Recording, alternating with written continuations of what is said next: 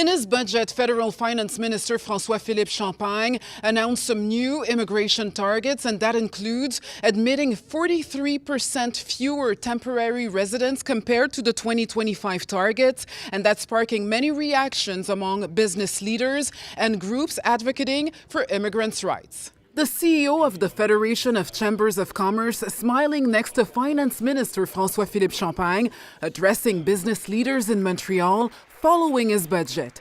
Behind the smiles, there's a disagreement between those two. Honestly, we don't understand why the federal government is reducing the temporary workers. In Quebec, labor shortages is the number one issue. When you go in the different regions, SMEs, small, medium companies, will tell you it's their number one issue even before the tariff war. The federal government has announced its 2026-2028 immigration levels plan. In Tuesday's budget, it aims to admit 385,000 temporary residents next year compared to more than 670,000 this year. We need to come back to a more sustainable level.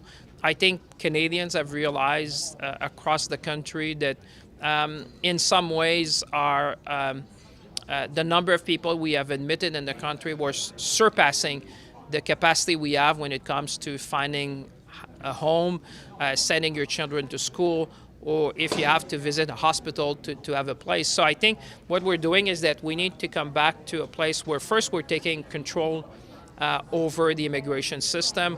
But this immigration lawyer warns there will be tangible consequences. I think it's going to be bad for migrant workers, international students, but also bad for Canadians, right? For Quebecers, for elderly people, right? Who depend on caregivers.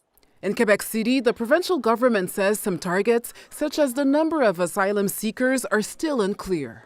I can't say I'm satisfied because I need more detail. I want to be sure that federal measures are accurate. It's good news that they did realize that they went really too far, losing the control on immigration across Canada. But we will have discussion within a few days or a few weeks to be sure that they consider our economic needs in our regions. The federal government is tightening its immigration policies, marking a shift in the Liberal Party's approach.